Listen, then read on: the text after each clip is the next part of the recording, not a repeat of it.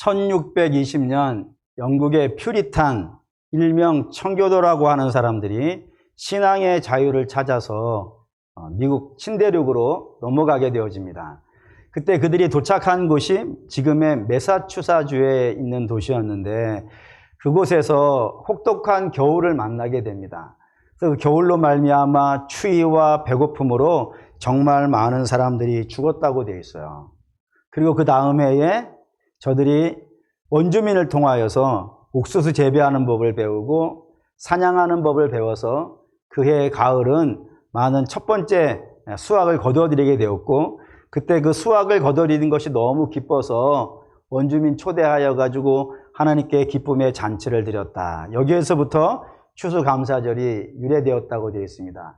그리고 그렇게 유래되어진 추수감사절이 아브라함 링컨에 의해서 국가 공휴일이 되어졌고, 그것을 교회가 받아들여서 11월 셋째 주 주일에 추수감사절을 지내는데, 대체로 많은 교회에서 이 추수감사절을 어떻게 지내냐면 강대상 위에 여러 가지 과일과 또 쌀과 호박과 야채와 이런 곡물들 잔뜩 올려가지고 감사의 제사를 드리는 것이 일반적으로 드려지는 추수감사절의 예배입니다.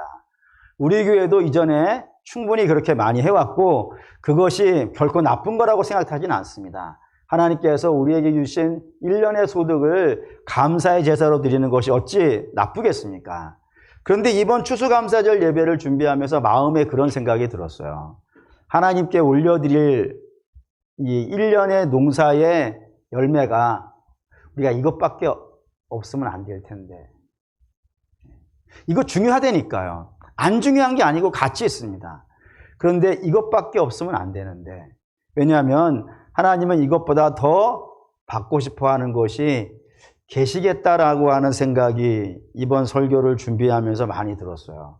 그리고 그 하나님이 받으시고 싶어 하시는 가장 중요한 열매가 믿음의 열매라 라는 결론을 묵상하면서 얻었고, 그 무엇이 믿음의 열매인가는 이번 특별 새벽 기도 5일간 진행되어진 설교에서 다 이야기를 했습니다. 그렇기 때문에 이 믿음의 열매에 대한 이야기를 좀 더 알고 싶으신 분이 있다면 유튜브에 있는 우리 교회 설교를 찾아서 들으시면 될 것 같고, 오늘 제가 여러분에게 드리려고 하는 말씀은 그 믿음의 열매의 결론에 해당되는 이야기를 여러분에게 좀 드리려고 합니다. 그 시작을 이스라엘의 농사에서 좀 이야기를 시작하려고 해요. 이스라엘은 중요한 두 가지 농산물이 있습니다. 하나는 과일이고요, 또 하나는 밀입니다. 근데 이 과일과 밀은 아주 중요한 산물이에요. 예를 들어 과일은 이스라엘의 주 소득원입니다. 이거를 팔아가지고 소득을 만드는데 가장 혁혁한 공을 세우는 것이 이 과일이고, 그 과일의 대표적인 것이 올리브와 대추야자 열매 같은 것들, 무화과들 이런 것들이에요. 반면에 밀은 주 소득원은 아니지만 이건 주식입니다. 이것으로 빵을 해 먹기 때문에 소득을 얻기 위해서는 과일이 있어야 되고 생활을 하려면요 밀이 있어야 되는 거예요. 이 두 가지가 다 있어야 돼. 근데 문제는 이 두 가지는 성향이 너무 달라서 같이 재배가 안 돼요. 왜냐? 과일은 비가 적게 와야 됩니다. 적게 올수록 더 튼실한 열매가 생기고 더 탄탄한 열매들이 생기고 더 많이 생겨요. 그래서 비가 안 와야 되는데 참 다행스럽게도 이스라엘은 4월에서 9월까지는 비가 거의 오지 않습니다. 얼마나 오지 않는지 알아봤더니 연평균 강수량이 4월에서 9월까지 0입니다. 비 오지 않습니다. 어쩌다가 비가 온다 그러면 약 10mm 미만으로 그렇게 조금 오는 것이 4월에서 9월까지니까 이때 과일 농사가 어떻게 했어요? 잘 됩니다. 근데 반면에 밀 농사는 안 되죠, 당연히. 이때는 밀 농사를 못 하는 거예요. 밀 농사는 많이 와야 된단 말입니다. 그래야 땅을 갈기도 하고 씨를 뿌리기도 할 텐데 뭐 비가 안 오니까 못 합니다. 그런데 이 밀 농사를 할 수 있는 계절이 와요. 그게 10월에서부터 3월까지 요때 비가 온단 말입니다. 이걸 우기라 그러는데, 특별히 11월에서부터 1월까지는 얼마나 오냐면 연평균 강수량이 한 달에 100mm가 넘어요. 그러니까 뭐 석 달 동안 11월에서부터 1월까지는 비를 거의 뭐 퍼붓다시피 오는 일들이 생기고, 그럴 때 어떻게 되겠어요? 밀이 이때 잘 자란다 이겁니다. 그래서 이스라엘은 이 여름에는 4월에서 9월까지는 과일 농사를 하고 10월에서부터 3월까지는 밀 농사를 하는 그런 이모작을 하는 나라가 되어졌어요. 그런데 문제는 이 10월 달이 문제가 됐어요. 10월 달이 왜 문제가 되어졌냐면 9월까지는 어때야 돼요? 비가 안 와야 돼요. 10월부터는 비가 와야 돼요. 근데 10월에 비가 얼마만큼 와야 좋을까요? 라는 겁니다.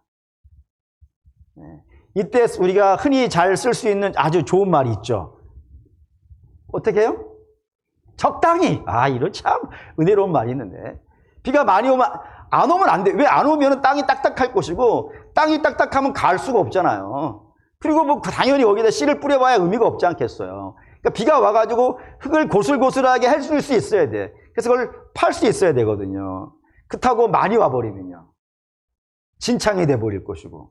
설사 거기에다가 씨를 뿌렸다 하더라도 비가 많이 와서 유실되어 버릴 수도 있잖아요. 그러니 이때는 많이 오면 안 되고 적게 와도 안 돼요. 적당히 와야 돼요. 그 적당히 양이 20에서 60이에요. 딱 10월 달에는 연평균 강수량이 20에서 60이 와요. 그걸 기가 막히지 않겠습니다. 비가 안 올 때는 오지게 안 오고, 비가 올 때는 온팡 퍼붓다가, 비가 적당히 올 때는 적당히 오는 땅, 그 땅이 어디라고요? 젖과 꿀이 흐르는 가나안 땅이 되어진다 이겁니다. 그러니 이게 적당히 와야 되는데, 문제는 이 적당히를 우리가 관리할 수가요 없는 것 아니겠어요? 우리는 하나님이 아니니까. 우리는 그냥 뭐 하늘만 쳐다볼 수밖에 없는 거 아니에요? 비 안 오면 하늘 쳐다보고, 비 오면요 또 하늘 쳐다보고, 적당히 오면요 또 하늘 쳐다보고, 뭐 하늘만 쳐다볼 수밖에 없는 사람들 아니겠어요? 그럼 이 비를 누가 관리해 주겠어요? 적당히도 오게 하고, 안 오게도 하고, 몽창 오게도 하고, 이 관리를 누가 해주겠냐 이거예요. 신명기 11장 14절입니다. 신명기 11장 14절 읽겠습니다. 여호와께서 너희의 땅에 이른 비, 늦은 비를 적당히 때에 내리시리니 너희가 곡식과 포도주와 기름을 얻을 것이요. 이른 비와 늦은 비. 이른 비라고 하는 건 10월 달부터 오는 비를 이른 비라 그러고, 늦은 비는 마지막 때 3월에 오는 비를 늦은 비라고 해요. 이 적당하게 비를 오게도 했다가 안 오게도 했다가 하시는 모든 역사를 하나님께서 주도하시고, 그렇게 주도함으로 말미암아 너희에게 있어야 될 것을요 있게 하시겠다라고 하신 것이라 이겁니다. 그럼 이제 이스라엘은 하나님만 바라볼 수밖에 없는 거 아니겠어요? 하나님, 비 안 올 때 비 안 오게 해주시고, 비 와야 할 때 비 오게 해주세요. 이 기도를 해야 되지 않겠어요? 이 기도를 언제 할까요? 아무 때나 하지 않습니다. 이 기도하는 때가 있습니다. 보시죠. 요한복음 7장 37절 읽습니다. 명절.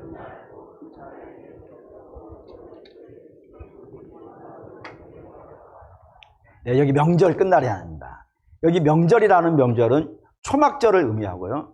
그 초막절에 총 8일을 제사를 지내는데, 그 8일째 되는 끝날, 마지막 날에 아주 특별한 제사가 하나가 있어요. 그 제사가 바로 우리식으로 말하면 기우제 같은 제사가 있습니다. 이 기우제 어떻게 하느냐? 나팔이 크게 울립니다. 나팔이 울리면 성전 문이 쫙 열려요. 그리고 성전에서 제사장들이 나오는데, 그때 맨 앞에 있는 제사장이 주전자 하나를 갖고 나옵니다. 그냥 일반 그런 주전자가 좀 멋있는 주전자 있어요. 그 주전자를 갖고 그 제사장 무리들이 가는 곳이 있습니다. 어디를 가느냐? 그 유명한 실로암 연못으로 갑니다. 실로암 연못에 가서 물을 이렇게 길러요, 주전자에다가. 그리고 그 주전자를 앞세워가지고 제사장들이 성전 안으로 들어가는데, 이때 성전 안에는 굉장히 특별한 사람들이 들어갑니다. 어떤 사람이 들어가냐면 몽땅 다 들어갑니다. 왜 이걸 특별하다 그러냐면 평소에는요 못 들어갑니다. 평소에는 누구만 들어가냐면 만 18세에서부터 60세에 이르는 남자만 성전 뜰에 들어갈 수 있어요. 그러니까 여자는 못 들어가요. 그리고 18세 미만의 어린이도요 못 들어가요. 근데 이 초막절 마지막 날만큼은 몽땅 다 들어갑니다. 그러니까 아이들이 들어간다는 거예요. 그러면 아이들은 성향상 뭐 할까요 그때? 그렇죠. 애들은 조용히 있으면 이상한 애들이에요, 여러분. 교회에서 막 뛰어다니고 소리 지르면 건강하구나. 아닙니까? 네.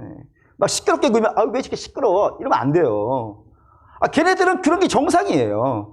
그러니까 성전 안에 막 밀려 들어와가지고 얼마나 1년에 한 번 들어가는 거예요, 그게. 그 애들이 얼마나 모든 게 신기하겠어요. 그러면서 지들끼리 막 설명해 줄 거 아니겠습니까? 좀 많이 들어온 1년에 한 번씩 18번 들어온 애들은 야, 이게 뭐고 이거 막 설명할 것이고 이제 처음 들어오는 뭐 선태라 이런 애들은요. 이거 얼마나 궁금하겠어요. 얼마나 시끄럽겠어요. 그렇게 막 시끌벅적하고 있는 그때에 제사장, 주전자를 든 제사장이 번제단 위로 올라가요. 번제단 위에 올라가가지고 번제단 쪽으로 이렇게 물을 쫙 부어요. 그 물이 번제단을 쭉 타고 흐르는데 어디로 흐르냐면은 번제단 옆에 여리고라고 하는 동네에서 이 버드나무 가지 하나를 잘라와요. 잘라와서 그 옆에다 세운단 말이에요. 그러면 그 버드나무 쪽으로 이렇게 물이 쭉 흘러내려갈 것 아니겠어요. 그러니까 버드나무는 여러분 알다시피 물을 좋아하는 나무 아니겠습니까? 그 물이 쭉 타고 흘러가면서 버드나무 가지로 뚝뚝뚝 떨어진단 말이에요. 그때에 이스라엘이 그 성전 안에 들어와 있는 모든 이스라엘이 외치는 소리가 하나가 있어요. 그 소리가 시편 118편 25절입니다. 읽죠? 여호와여 구하옵나니 이제 구원하소서. 여호와여 우리가 구하옵나니 이제 형통하게 하옵소서라고 하면서 여호와여 구원하소서라고 외친다고요. 그때 그 구원하소서의 히브리어가 그건 한국어가 그렇게 읽는 것이고 원래 히브리어는 좀 멋있어요. 호시아나. 안 멋있습니까? 호시아나, 호시아나 이렇게 외친다고요. 그게 이제 한글로 쓰니까 호산나 이렇게 되어진 건데 호산나를 외친다고요. 그걸 구원하소서라고 한다고요. 왜 그러냐면은 9월까지는 어떤 상태였으니까 비가 안 왔단 말이에요. 근데 그 비가 계속 안 오면요. 과일은 주식이 아니에요, 여러분. 그건 돈을 벌어들일 수 있는 것은 될 수 있지만 그걸로 빵을 해줄 수는 없단 말이에요. 반드시 밀이 있어야 되는데 그 밀은 비가 와야 얻을 수 있는 거란 말이에요. 그렇기 때문에 하나님 비를 안 주시면은 우리 굶습니다. 굶으면 어떻게 되겠습니까, 하나님? 우리 죽지 않겠습니까? 그러니 우리에게 이 비를 이제 내려주셔서 이제까지는 비가 안 왔지만 이제는 비를 내려주셔서 우리로 하여금 이제 먹고 살게 해 주십시오 라고 그렇게 외치는 소리가 뭐였다고요? 그게 호산나였다고요. 그게 호산나였어. 우리 좀 살려주십시오 라고 하는 소리가 호산나였다 이겁니다. 그렇게 모든 백성들이 이 제단을 향하면서 막 호산나 호산나 외쳐대고 있고 아이들은요 떠들고 있고 에? 호산나는 외쳐지고 있고 아이들은 떠들고 있고 그럼 성전 안이 어떻게 되겠어요? 완전 시장통 같겠죠. 막 웅성웅성 하겠잖아요. 그때 한쪽 성전 옆에 계셨던 예수님께서 외친 거예요. 그게 37절입니다. 그 37절에 서서 외쳐라는 말이 이제 중요해졌어요. 예수님 원래 잠잠하신 분 아니겠어요? 우는 새도 잠들게 하시는 그런 잠잠하신 분이 벌떡 일어나가지고 성경에 서서 예수님이 하시는 말씀을 할 때 서서 외쳐라는 단어를 써본 예가 없어요. 여기 딱 한 번 등장해요. 서서 외쳐 주께서 외치는 거예요. 왜 이걸 서서 외치시겠어요? 너무 시끄럽거든. 네. 모든 백성들 남녀노소 관계없이 호산나는 외쳐대고 있고 애들은 뭐 울어대고 있고 떠들고 있고 뛰어다니고 있고 막 그렇게 완전 시장통이 되어져 있으니 여기서 잠잠하게 얘기해봐요. 들리지 않지 않겠어요. 근데 이거 들려야 돼. 왜냐면요 저 하나님께서 이른 비와 늦은 비를 주신다니까요.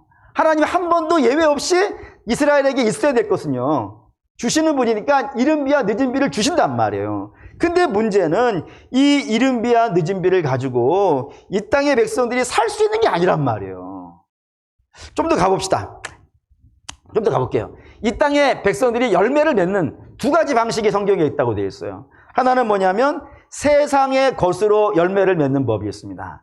가장 대표적인 게 앞에 말씀드렸다는 비입니다. 하늘에서 비가 내려야 돼요. 비가 내려서 밀농사가 되어야 이스라엘이 먹고 살아요. 당연히 비가 필요해요. 근데 밀만 비가 필요한 것이 아니라 과일도 물이 필요해요. 비록 하늘에서 내리는 비는 많이 필요치 않겠지만 이것도 나무이기 때문에 물을 필요로 하고 그 물을 어디서 가져오겠어요? 뿌리에서 가져와요. 뿌리를 깊숙이 내려가지고 지하수로부터 물을 이렇게 걷어온단 말입니다. 그렇게 해서 열매를 만든다고요. 그런데 이렇게 하늘의 비와 땅의 비를 합쳐가지고 열매를 만들긴 하지만 그럼에도 불구하고 이 열매로 인하여 이스라엘이 배부르지 않다 이겁니다. 이스라엘이 목마름이 해결되지 않는다고요. 왜? 그거 먹고요, 다시 배고프고.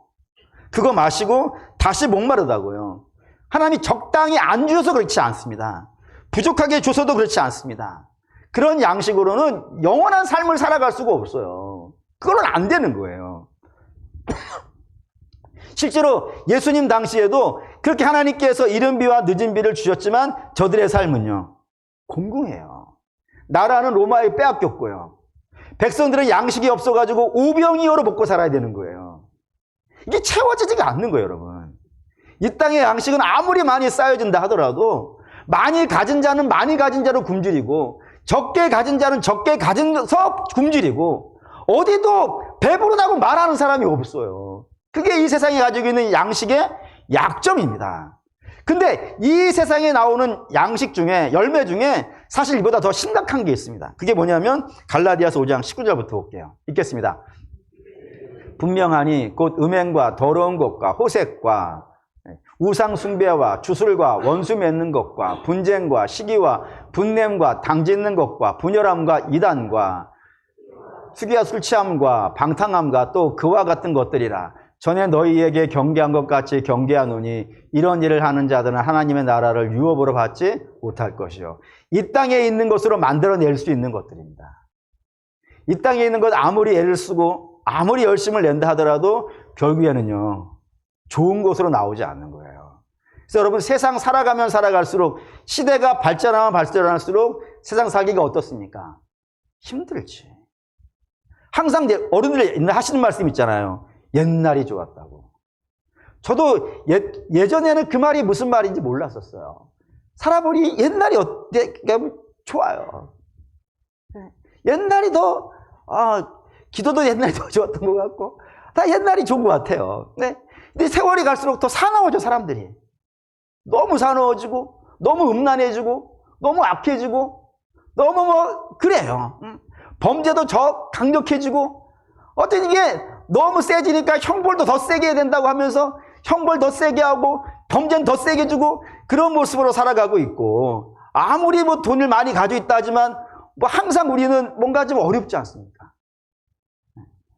IMF 때도 어려운 것 같고, 그 뒤에 론스타라고 해가지고 그때도 좀 어려웠던 것 같고, 탄핵 시절에도 어려웠던 것 같고, 부동산 많이 올라서 또 어려운 것 같고, 지금도 어려운 것 같고, 아니 언제 좋았던 적이 없어요. 지난 100년 다 뒤져봐도 일제시대에 있었고 전쟁이 있었고 언제 좋았던 적이 있었는가요? 점점점 어려워지기만 하고 있지. 그래서 사람들은 더 심각해지고, 하여튼 범죄가 옛날에는 없었던 보이스피싱, 옛날에는 그런 거 있지도 않았잖아요. 근데 각종 신기한 범죄들, 있지도 않았던 것들이 나타나가지고 정말 살아가기 어려운 시절이 되어지고 있는 것이 이 땅의 열매들이 만들어내고 있는 모습들이라 이겁니다. 그리고 여기에는 이 땅의 열매들, 육체의 일로 만들어내는 것은 우리를 만족시키거나 배불리 하지 아니하고 공고와 괴로움만 있는 그런 시절이 되어져가고 있는 것이 이 땅이니, 이 땅의 양식으로 어떻게 이 문제를 해결하냐 이겁니다. 해결하지 못한다고요. 근데 반면에 이 땅의 문제를 해결할 수 있는 방법이 하나가 있답니다. 그게 뭐냐면 하늘에서 온 것으로 마시는 거예요. 하늘에서 온 것이 뭐겠습니까? 예수님이라 이겁니다. 예수님께서 선포하시는 거예요. 너희 내게로 오라고요. 하늘에서 오신 분께서 너희 내게로 오라고. 너희 번제단 앞에 가가지고 아무리 하나님께 물 달라고 해도 그 물, 하나님이 주시긴 하지만 그 물이 너희의 양식이 되지 못할 것이고, 너희를 기쁘게 하지 못할 것이며, 너희를 배부르게 하지 않을 것이고, 다시 배고플 것이고, 다시 목마르게 할 것, 거기에 가서 자꾸 달라고만 하지 말고, 진짜가 왔으니까 너희는 내게 와서 물을 달라고 하라고. 그러면 내가 너희에게 물을 줄 테니 그 물은 어떤 물이라고요? 그 물을 마시는 자는 그 속에서 생수가 나오게 하는 물이 있다고요. 그걸 내가 너희에게 주겠다고.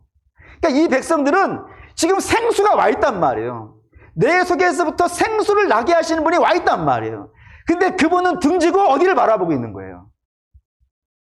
이 땅에 있는 것만 바라보고 있는 거예요. 그게 주님이 안타까운 거라 이겁니다. 아니, 그게 필요 없다는 게 아니라니까요.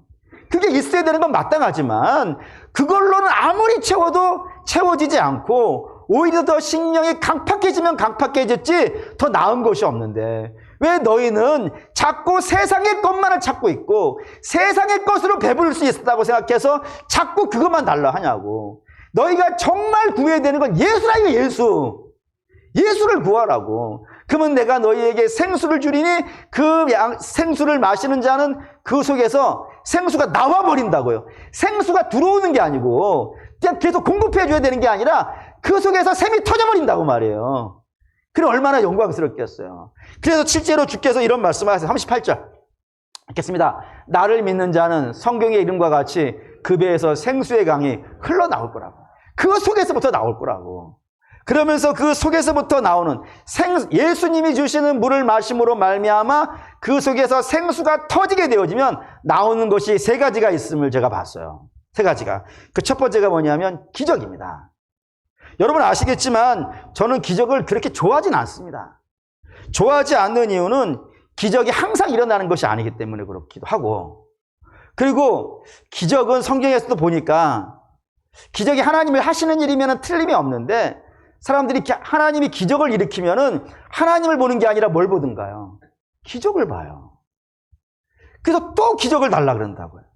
아니 주님을 안 보고 자꾸 기적만 쫓아다니는 일들이 많이 발생되어지니까 자꾸 기적만 쫓아다니면 결국에는 어떻게 되겠어요? 예수님하고 멀어진다니까요. 사실 기적을 좋아하진 않습니다. 하지만 좋아하지 않는다고 해서 기적을 부인하진 않습니다. 왜? 성경에는 하나님이 하시는 분명한 일이 기적이니까요. 하나님 양식 주신답니다. 오병이어 역사를 하시는 분이시고요. 또한 하나님은 병든 자를 고쳐내시는 분이고요. 하나님은 전쟁에서 이기게 하시는 분이에요. 그런 기적을 능히 행하신다 이겁니다. 그래서 하나님을 바라보는 자에게는 하나님께서 반드시 일을 하실 줄 믿습니다. 제가 안 좋아한다 그랬지 부인한다는 말은 안 했거든요. 사랑하는 여러분. 그러니 다시 한번 합시다. 하나님을 바라보는 자에게 하나님께서 반드시 그 병을 고쳐낼 것이며 그의 양식을 주실 것이고 전쟁에서 승리하게 하실 줄 믿습니다. 그런 역사를 하시는 기적의 하나님이에요. 하나님 바라보시는 저와 여러분 되길 바랍니다. 두 번째, 기적보다 더 중요한 것인데 하나님께서 주시는 생수를 마신 자는 그 속에서부터 생수가 터져 나와서 결국에는 만족하는 인생이 되어진다는 거예요. 이건 되게 좋아합니다. 이걸 되게 좋아하는 이유는 뭐냐면은 세상의 기쁨은, 세상의 만족은요, 항상 조건과 상황과 환경의 영향을 받아요. 그래서 제가 어떤 분에게 가서 요즘 선생님 기쁘신가요? 라고 물어보면 예수 믿는 사람하고 예수 안 믿는 사람하고 나타나는 반응이 좀 달랐어요. 예수 믿는 사람들은 한번 물어봅시다. 여러분 요즘 기쁘십니까? 네, 이렇게 얘기를 해요. 진짜인지는 모르겠는데 이렇게 얘기를 해요 다. 근데 예수 안 믿는 사람한테 물어보면 이렇게 얘기해요. 기쁜 일이 있어야 기쁘죠. 저는 그게 공감이 돼요. 왜냐하면 세상에서의 기쁨은 어떤 조건이 완성이 되어져야 기뻐져요. 조건이 안 되면요 기쁠 수가 없어요. 어떻게 그게 기쁘겠어요, 여러분? 내가 기쁨의 근원으로 갖고 있는 게 뭐가 조건이 맞는 거예요. 상황이 되고 조건이 맞아야 내가 기쁜 것으로 가지고 있기 때문에 그게 안 맞으면 안 기쁜 게 당연한 거 아니겠어요. 근데 예수 믿는 사람은 왜 기쁘냐면은 그 기쁨의 근원을 조건과 상황에다 안 놔요. 어디에 넣겠어요? 봅시다. 빌립보 4장 10절에서 13절 읽겠습니다. 내가 주 안에서 크게 기뻐하면 너희가 나를 생각하던 것이 이제 내가 싹이 남이니 너희가 또한 이를 위하여 생각은 하였으나 기회가 없었느니라. 내가 궁핍함으로 말하는 것이 아니니라. 어떠한 형편에든지 나는 자족하기를 배웠나니 나는 비천에 처할 줄도 알고 풍부에 처할 줄도 알아. 모든 일 곧 배부름과 배고픔과 풍부와 궁핍에도 처할 줄을 아는 일체의 비결을 배웠노라.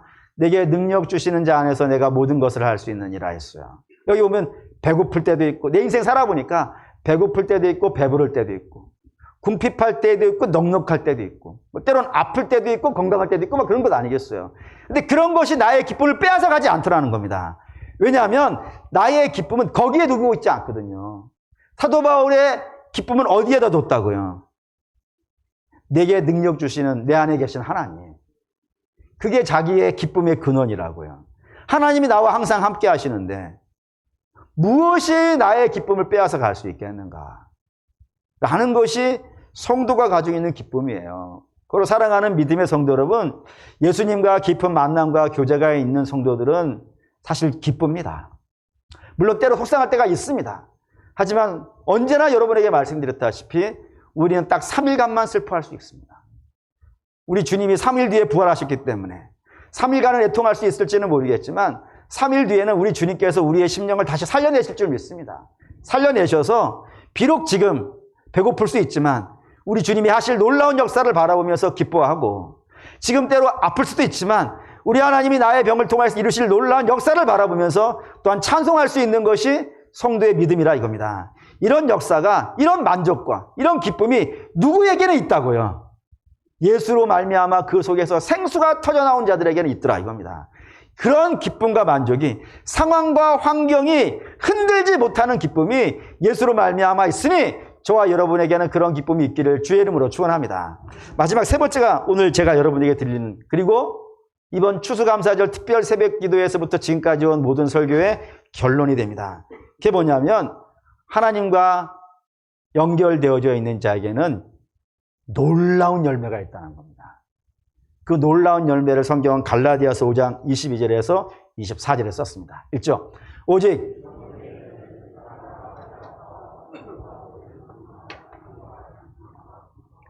온유와 절제니 이 같은 것을 금지할 법이 없느니라. 그리스도 예수의 사람은 육체와 함께 그 정욕과 탐심을 십자가에 못 박았느니라 했습니다. 이게 24절이 제일 중요합니다. 24절은 어떤 상황이냐면 예수 그리스도의 사람은 육체와 함께 그의 정욕과 탐심이 어디에 있다고요? 십자가에 못 박혔다고요. 이 말이 왜 중요하냐면 십자가에 이미 있는 분이 있어서 그렇습니다. 십자가에 이미 누가 있습니까? 예수님이 있습니다. 그럼 예수님이 못 박힌 곳에 우리도 같이 못 박혀버린 거예요. 그럼 예수님과 우리가 어떻게 된 거예요? 이걸로 읽을까요? 요한복음 15장 5절 읽겠습니다. 나는 포도나무요 너희는 가지라. 그가 내 안에 내가 그 안에 거하면 사람이 열매를 많이 맺나니 나를 떠나서는 너희가 아무것도 할 수 없음이라 했습니다. 여기 예수님께서 나는 나무이고 너희는 가지라고. 그래서 가지는 나무에서 떨어져 있으면 나무는 어떻게 돼요? 나무는 문제가 없죠. 그냥 열매 맺을 거예요. 근데 가지는요, 열매가 없고 죽을 거예요. 그래서 가지를 나무에 갖다 붙였다고요. 그의 가지를 나무에 갖다 붙였더니 가지에서 어떤 일이 벌어지는 거예요? 열매가 나오는데 그 열매는 누구의 열매예요? 나무의 열매가 맺혀져요. 가지의 열매가 아니고 나무의 열매가 가지에 가서 달린다고요. 그거를 성경이 예수님이 이걸로 표현했단 말입니다. 그 말인즉슨 우리와 예수님이 연합되어지면은 우리의 삶에 뭐가 있다고요? 열매가 나온다고요. 그때 나오는 열매가 뭐라고요? 성령의 열매라고 했다는 거예요. 이거를 여러분 이걸 잘 이해하셔야 돼요. 성령의 열매는 사랑과 희락, 이게 성령의 열매라고 하는 게 아니고 성령의 열매라는 게 있다니까요. 이거를 이해하려면은 이거 구글이나 이런 데에 한번 검색을 해보세요. 이스라엘의 포도나무, 이스라엘의 포도송이 이렇게 치시면 나와요. 이스라엘의 포도송이 하면은 우리는 포도송이 얼마만 해요? 이만해요? 아니에요? 요만해요? 더 작아요? 요만해요? 네, 요만해요. 이스라엘의 포도송이는 두 사람이 지고 가야 돼요. 진짜예요. 성경에 있는 말이 농담이 아니에요. 검색해보세요. 어마어마하게 포도송이가 한 송이가 어마어마해. 거기에 송이들이 막 달려있지 않겠어요. 알갱이들이. 그런 식의 열매예요. 그러니까 성령의 열매라는 어마어마한 열매가 있는 거야. 거기 안에 막 포도송이 붙어있듯이 막 붙어있어요. 그 열매가 생긴다고요. 그 송이 하나하나가 뭐냐면은 포도알 하나하나가 오늘 사랑과 희락과 이런 거라고요. 몽땅 붙어있는 걸 준다 이거예요. 하나님과 연합되어 있는 자에게는요. 얼마나 대단하고 놀라운 열매겠어요. 그런데 23절 한번 볼까요? 23절에 제가 이번에 은혜 받은 것이 이거였어요. 은혜와 절제는 이 같은 것을 금지할 법이 없다고. 이 말이 왜 중요하냐면 일반 농사가 있어요. 일반 농사, 나무가 있고 가지가 있어요. 이걸 붙이는 걸 뭐라 그러죠? 접 붙인다 그러죠. 일반 농사에서 접을 붙이면 가지의 열매가 반드시 맺혀져야 안 맺혀지기도 해요. 우리 일부 예배 때도 아무도 못 맞췄어요. 왜냐? 우리는 도시에 살고 있거든요. 농사를 안 지어봤기 때문에 모를 수 있어요. 여러분 실망하지 마세요. 접을 붙였는데 가지의 열매가 안 맺히는 일들은 너무나도 많이 있어요. 예를 들어 기근이 일어나면요, 풍재가 일어나면요, 또는 해충이 넘치면요, 한재라 그러죠. 냉해가 왔어요. 또는 태풍이 왔어요. 이러면은 일반 농사에서 접을 붙여도 열매가 있어요, 없어요? 없어요. 그러니까 일반 농사에서는 가지의 열매가 안 맺혀지게 할 수 있는 법들이 많이 있어요. 그런데 하나님께 붙어 있는 자는요, 열매가 나오는 걸 막을 법이 있다고요, 없다고요? 없대요. 그러면 어떤 상태가 되어야 되는 거예요? 우리가 주님께 붙어 있으면 주님의 열매가 우리에게 맺혀지는 것을 금지할 법이 없다 그랬으니까, 우리가 주님께 붙어 있다면 우리에는 반드시 지금 이 순간 뭐가 있어야 되는 거예요? 열매가 있어야 되는 거예요. 그게 제가 이번에 얻은 결론입니다. 지난 1년간 우리가 주님과 깊은 교제와 만남이 있고 은혜 받고 사귐이 있다면 지금 이 순간에 그 성령의 열매가 있어야 되고, 그 열매를 우리 주님께 올려드리는 것이 마땅하지 않겠냐 이겁니다. 그래서 결론이 이거였어요. 하나님이 원하시는 것은 예수님이 아니어도 맺혀질 수 있는 열매가 있다니까요. 아시잖아요. 꼭 예수 믿는 사람이 농사 잘하는 건 아니지 않습니까? 예수 믿는 사람만이 명문대 가는 거 아니고, 예수 믿는 사람이 사업에 성공하는 것도 아니고, 예수 믿는 사람만 병에 안 걸리는 것도 아니고요. 그런 거 아니지 않습니까? 그러니까 물론 하나님이 주시는 것도 사실이긴 하지만, 모든 것들이 하나님의 주권과 역사 아래 진행되는 건 맞지만, 예수가 아니어도 이 땅에 있을 수 있는 것들이 있다 이겁니다. 그러니까 그런 거 말고 예수님이 아니면은 맺어질 수 없는 열매, 그것이 오늘 우리에게 있어야 되고, 그것을 우리 하나님께 드려야 되는 것이 마땅하지 않겠냐 이거예요. 그럼 우리의 과업은 뭐겠습니까, 여러분? 그 열매가 있는 거 확인하는 것 아니겠어요? 그래서 그 열매가 있으면 사랑 여러분 잘하신 겁니다. 1년 농사 잘하신 겁니다. 주님과 깊은 만남과 교제가 늘 있었던 것 잘하신 겁니다. 그리고 그거를 하나님께 드리면 됩니다. 하나님이 굉장히 기뻐하실 겁니다. 내가 이거를 위해서 내 아들을 죽였으니까 매우 기뻐하실 겁니다. 그런데 혹시 점검해 봤더니 열매가 오래 없습니다. 그러면 그건 99% 제 잘못입니다. 99% 제 잘못입니다. 제가 여러분들에게 그 열매가 꼭 있어야 된다는 것을 얘기해 드리지 못한 것이 잘못이고, 또 이왕 얘기했으면 알아듣게 잘 설명해 드렸어야 되는 것이었어야 되는데 그걸 못한 것이 잘못이고, 또 여러분들이 하나님과 깊은 교제와 사랑을 나눌 수 있도록 기도를 많이 하지 못한 것이 제 잘못입니다. 반성해야 되는 것은 제가 99%를 잘못했으니까 제가 반성해야 되는 것이고, 여러분들에게 사과드리는 것이 마땅합니다. 그런데 이제는 말했습니다. 그러면 이제 여러분들은 열매를 만들라는 게 아닙니다. 열매는 우리 것이 아니기 때문에 우리가 만들어낼 수는 없습니다. 하나님이 우리에게 요구하시는 것은 너희가 내 안에 있고 내 말이 너희 안에 있는 겁니다. 그 은혜와 기쁨을 함께 나누는 겁니다. 주님이 달린 십자가에 나의 정욕과 욕심을 십자가 같이 못 박아 버리는 겁니다. 그렇게 주님과 연합되는 것은 주께서 우리에게 명하신 겁니다. 그러면 사랑하는 믿음의 성도 여러분, 우리가 주님과 그런 교제와 사귐이, 은혜 받음이 있어야 되고, 그런 것들에 대한 사모함이요 많아야겠죠. 세상에 자녀가 좋은 대학 가는 거 사모하는 거 잘하신 겁니다. 근데 그것만 사모하지 마시고 하나님에게 은혜 받는 건 더 사모해야 되는 것 아니겠습니까? 사업에 성공하는 것 사모하심이 마땅합니다. 왜 망하는 걸 생각하겠습니까? 그걸 갖고 기도하는 것 잘하신 겁니다. 근데 그것만 하지 마시고 주님께 은혜 받아서 하나님의 충만한 열매를 맺는 것 또 사모해야 되는 것이 마땅하지 않겠습니까? 부디 바라는데 걱정하지 마시고 염려하지 마십시오.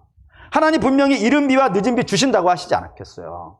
그 이른 비와 늦은 비로 말미암아 우리에게 있어야 될 것 하나님이 주시리라 믿습니다. 그러니 그것도 당연히 우리가 가야 될 길이 맞지만 더 중요한 건 성령의 열매라 이거예요. 하나님은 당신의 백성에게 이 열매가 풍성하기를 원하시는 거예요. 지금 이 열매가 풍성하기를 원하여서 그 호산나 외치고 있는 그 제단 앞에 가서 호산나를 외치고 있는 백성들, 어쩌면 오늘 우리 성전 안에 있는 백성들일 수도 있지 않겠어요.